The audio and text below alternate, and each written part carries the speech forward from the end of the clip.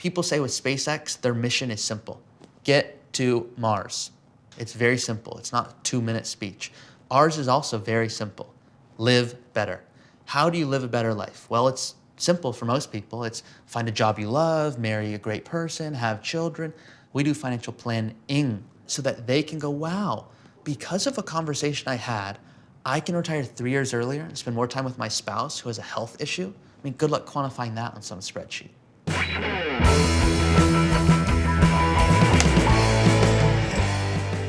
Hello. I was in an elevator one day, and I go into the elevator, and it's a Wednesday morning, and someone says, oh, we're halfway there. You know what? That's interesting. How on earth does he know what floor I work on? Like, has he been following me for weeks? You know, that's interesting.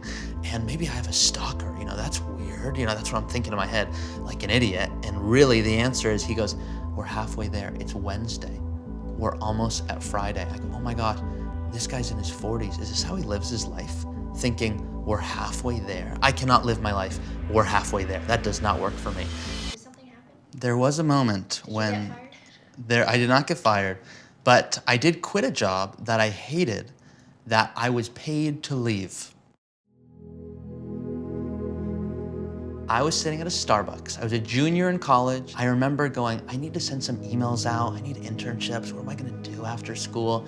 And my computer didn't have, a ton of charge, let's say 20%. So I need an outlet. So I go to this guy, hey, do you mind if I use that? And I'm gonna be honest, you guys know I'm very transparent. It was a little weird, okay? Just something about his vibe was off. And he said, yeah, I started talking. So are you in school? I go, yeah, I'm a finance major. We're talking a little bit. I had emails to send. I didn't want to talk to this guy.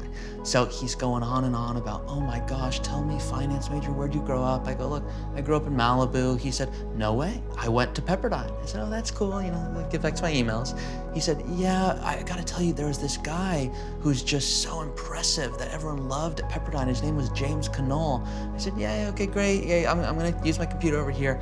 And that was it. And so here I am doing my emails, and I was thinking, what was that name, James Knoll? So I look him up, and I just went to LinkedIn. I went, look, this looks like an impressive guy. I said, James, you seem interesting. This guy was a little odd, but I would still love to talk to you. I'm interested because you seem like you've really got a cool story here. You have your CFP. You look like you're in your 20s. It just seems like you've got it somewhat figured out, but I don't really know you at all.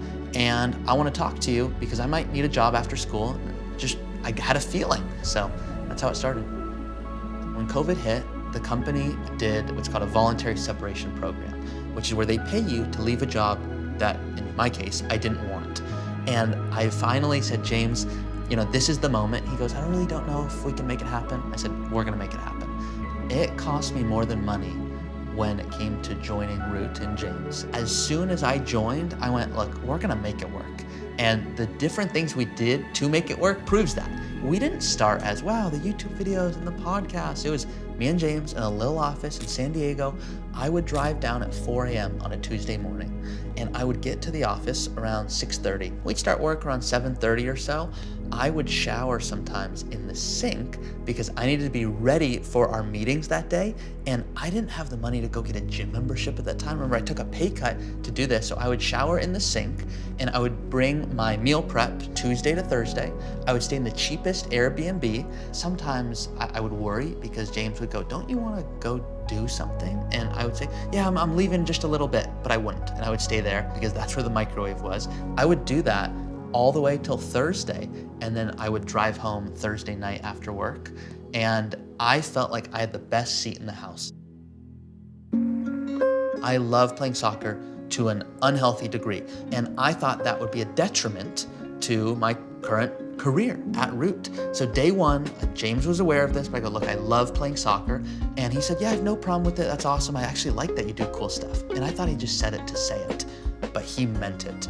And he would say, I am telling not just Ari, but all Root employees, I want you to prioritize you.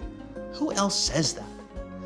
I remember when things turned, as soon as a current client emailed us and said, Hey guys, so I know we have a review meeting coming up, but I saw your latest video and I feel like it honestly addressed our questions.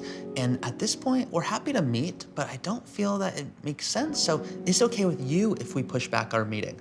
That was a moment when I went, wait a second. So as we grow, if we just keep posting these videos and podcasts, people are gonna feel so connected to us that it's almost like they don't need meetings. Of course, we're gonna have them, but it made me think, oh my gosh, here we are, talking to an inanimate object, and that's allowing us to grow this thing so quickly that makes clients feel more heard. If there's one thing I could really protect, how, if you're gonna join Root, do you look at a situation and go, am I trying to bring a solution or am I just presenting a problem? To be honest, at the end of the day, I never wanna think, if I'm in an elevator, are we halfway there?